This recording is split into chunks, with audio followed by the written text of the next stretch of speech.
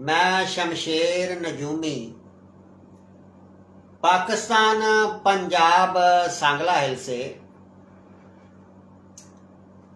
तो दोस्तों आज 4 सितंबर 2022 है।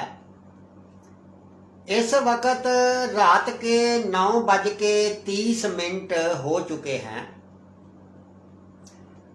तो ये एक लाइव प्रोग्राम है। अगर किसी ने भी अपने बारे में लाइव प्रोग्राम में एक सवाल फ्री पूछना हो तो हमारा व्हाट्सएप नंबर है 0307489212। इस नंबर पर कॉल करके आप अपने बारे में बिल्कुल फ्री जान सकते हैं। मैं आज आपके लिए एक ऐसी कुंडली लेकर आया हूं कि जो लोग भी इल्मे नजूम के बारे में कुछ जानना चाहते हैं या सीखना चाह रहे हैं, उनके बहुत सारे सवालों के जवाब इस जन्म कुंडली में मिल जाएंगे कि जन्म कुंडली को कैसे देखा जाता है, कैसे पढ़ा जाता है। तो आए हम आपको ये जन्म कुंडली दिखाते हैं। ये जन्म कुंडली है 14 जनवरी 1999 की और वक्त पैदाइश है 8 बजे रात। जगह है सांगला हिल। तो इस जन्म कुंडली से हम आपको बताने की कोशिश करेंगे कि कुंडली इस बदनसीब आदमी के ऊपर किस तरह हरकत कर रही है या किस तरह इसके ऊपर काम कर रही है। सबसे पहले हमने कुंडली देखी है कि कुंडली बुर्ज असद की बनी है और सियारा इसका शमश है। तो पहला घर जो होता है ये बंदे के शरीर से तल्लक रखता है, बंदे के दिमाग से तल्लक रखता है, बंदे की रूह से तल्लक रखता है। बंदा बजाते खुद होता है। तो कुंडली का पहले घर का मालिक अगर अच्छी जगह पर ना बैठा होगा तो फिर ऐसा ही समझ लो कि उस बंदे का शरीर, उसकी तरक्की, उसकी सेहत वगैरह जो है इसमें प्रॉब्लम आती है।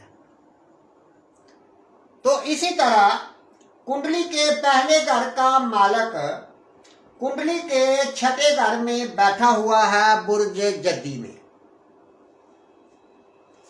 तो बुर्ज जद्दी जो है ये सियारे शमश का दुश्मन का घर है। तो कुंडली के अंदर कुंडली का छठा घर, कुंडली का 8वां घर और कुंडली का 12वां घर, ये 3 खाने मनहूस माने जाते हैं। जो भी सियारे कुंडली के छठे घर में या 8वें घर में या 12वें घर में आ जाते हैं, वो सियारे अपने खाने की, अपने घर की मंसूबात की हिफाजत नहीं कर सकते, बल्कि वो मनहूस हो जाते हैं। और इसी तरह अगर छठे घर का, 8वें घर का और 12वें घर का मालिक किसी अच्छे घर में चला जाए तो वो भी अच्छे घर को बर्बाद कर देता है। तो हमने देखा कि कुंडली के पहले घर का मालिक कुंडली के छठे घर में चला गया, यानी बुरे घर में चला गया, तो ये अपने घर को, यानी इस घर की हिफाजत नहीं कर सकता, जिसकी वजह से बंदा ज़हनी डिप्रेशन में रहेगा और जिस्मानी तौर पर ये ठीक नहीं होगा और आगे बढ़ने के, तरक्की के जितने भी इसके पॉइंट होंगे उसको भी लूज करेगा, कमजोर करेगा। और ऊपर से ये कुंडली के छठे घर में बुर्ज जद्दी में भी बैठा हुआ है, यानी अपने दुश्मन के घर में बैठा हुआ है। तो ये तो बात हो गई कुंडली के पहले घर की। तो अब हम बात करते हैं इसकी कुंडली के चौथे घर की, नौवें घर की और सातवें घर की, जो मेन घर होते हैं। यानी ये जो बच्चा था, जब ये पैदा हुआ और पैदा होने के बाद कुछ महीनों के बाद इसके बाप ने इसकी मां को तलाक दे दी थी। सवाल की समझ आ गई आपको कि ये जो बच्चा था, इसके बाप ने इसके पैदा होने के बाद इसकी मां को तलाक दे दी थी, और उसके बाद ये जो बच्चा था ये अपनी मां के पास ना जा सका और बाप ने बच्चे को रख लिया, मगर बाप ने भी अपने घर में ना रखा, अपनी बहन को ये बच्चा दे दिया, क्योंकि बहन की औलाद नहीं थी। यानी बच्चा अपनी फुफ्फो के घर चला गया। अब फुफ्फो ने इसकी शादी कर दी और शादी करने के बाद तलाक हो गई, और फुफ्फो ने दूसरी शादी कर दी, तो दूसरी शादी भी तलाक के एड़ गेड़ घूम रही है।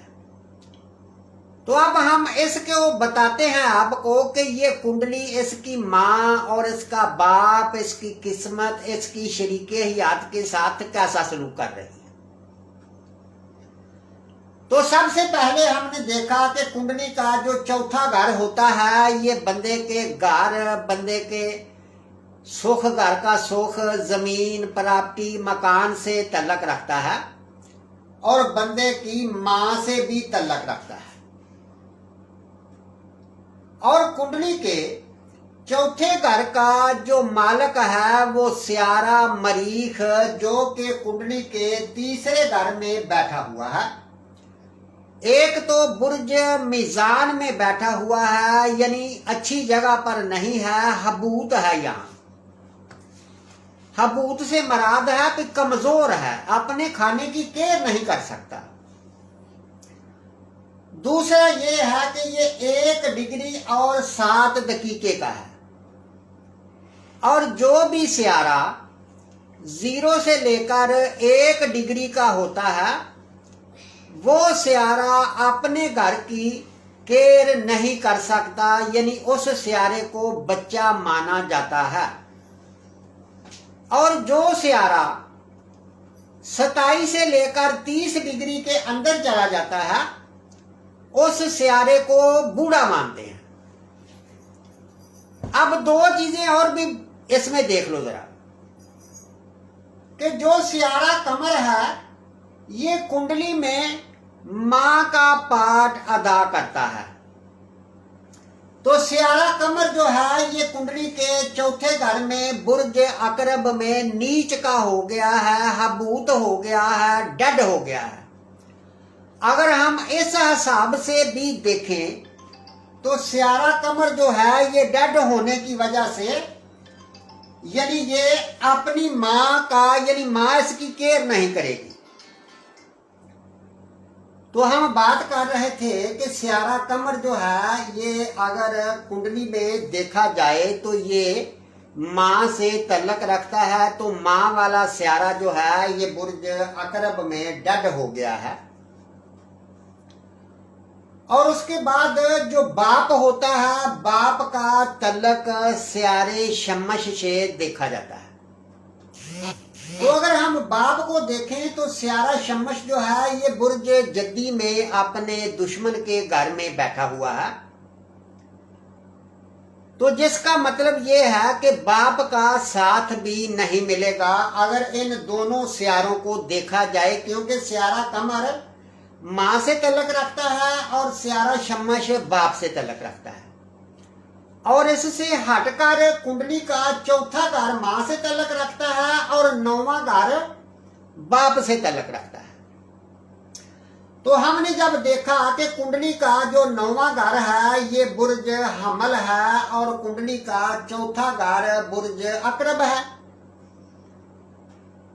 तो जब हमने देखा कि इन दोनों घरों का स्यारा जो है ये स्यारा मरीख है, जो कि बुर्ज मीज़ान में बैठा हुआ है और वो 1 डिग्री पर बैठा हुआ है, यानी 1 डिग्री का स्यारा अपने इस घर की और इस घर की दोनों घरों की हिफाजत नहीं कर पाएगा। तो जिसकी वजह से इस बच्चे को ना तो कोई बाप का साथ मिला और ना ही कोई मां का साथ मिला।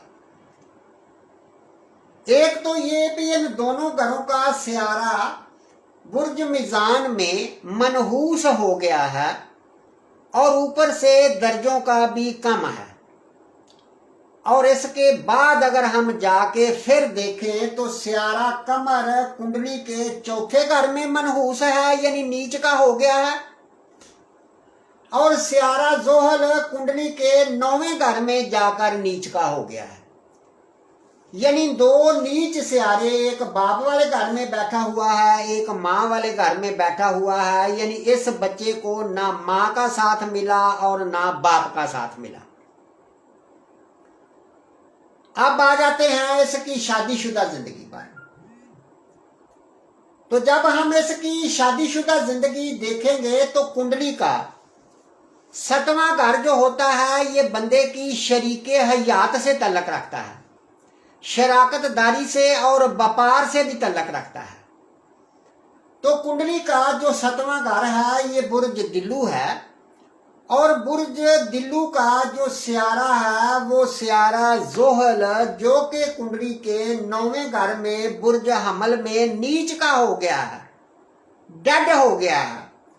डेड तो आप समझते हैं ना कि डेड का क्या मतलब होता है, और ऊपर से 3 डिग्री का है। जैसे मैंने बताया कि कोई भी स्यारा अगर कुंडली के 6 डिग्री से नीचे होगा तो उसका रिजल्ट उस घर को नहीं मिलेगा।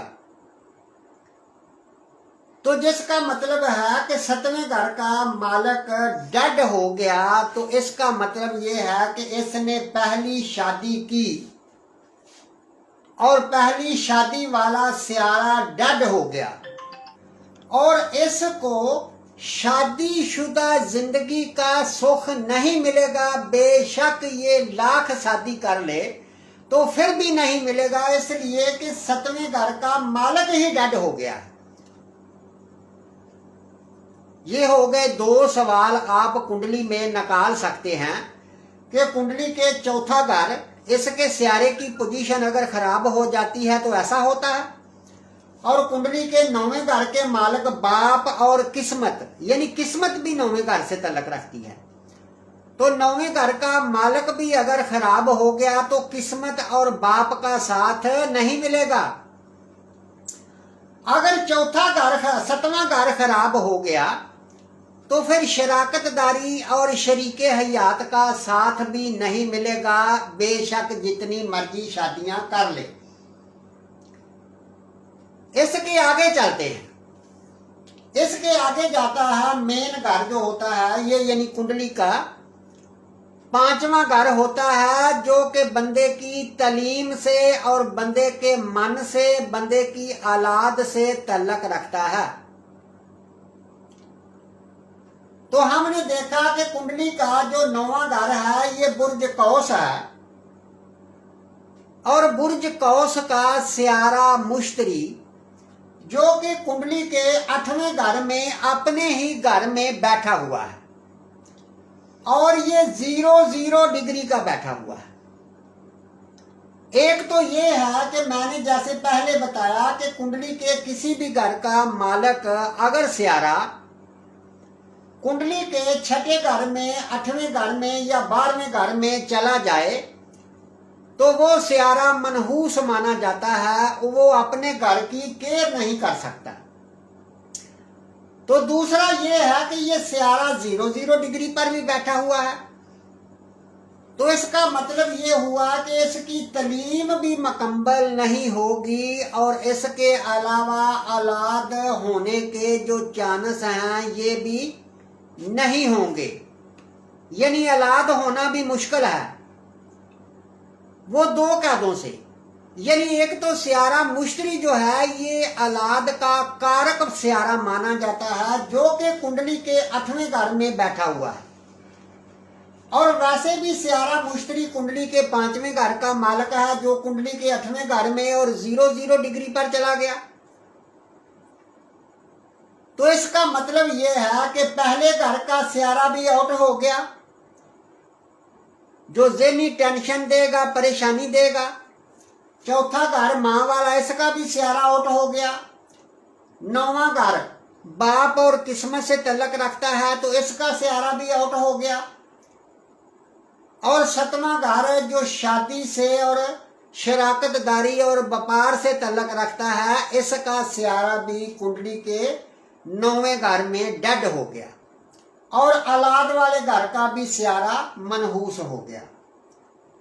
तो ये आप खुद देखें और खुद बताएं भाई इसकी कुंडली में कोई जान बाकी रह गई, यानी ये एक बदकिस्मत आदमी की कुंडली है, जिसकी माँ भी साथ नहीं दे रही, बाप भी साथ नहीं दे रहा, औलाद भी नहीं है और बीवी भी साथ नहीं दे रही। तो इसी तरह अगर आप भी अपनी कुंडली के बारे में जानना चाहते हैं, जैसे कि औलाद नहीं हो रही या शादीशुदा जिंदगी से परेशान हैं या किस्मत साथ नहीं दे रही या जो भी आप काम कर रहे हैं उसका रिजल्ट नहीं मिल रहा या आप किसी भी वजह से परेशान हैं, तो आप भी अपनी जन्म कुंडली बनवाएं। और ये जो बंगाली वगैरह हैं या ये आमल वगैरह हैं, इनका पीछा छोड़ दें और अपना रुपये का और अपना वक्त का नुकसान ना करें और अपनी कुंडली बनवाकर ये जानें कि आपकी किस्मत में क्या लिखा है, क्या आप क्या कर सकते हैं, क्या आपके साथ हो सकता है। तो इसके साथ ही दोस्तों इजाज़त चाहता हूँ। अल्लाह।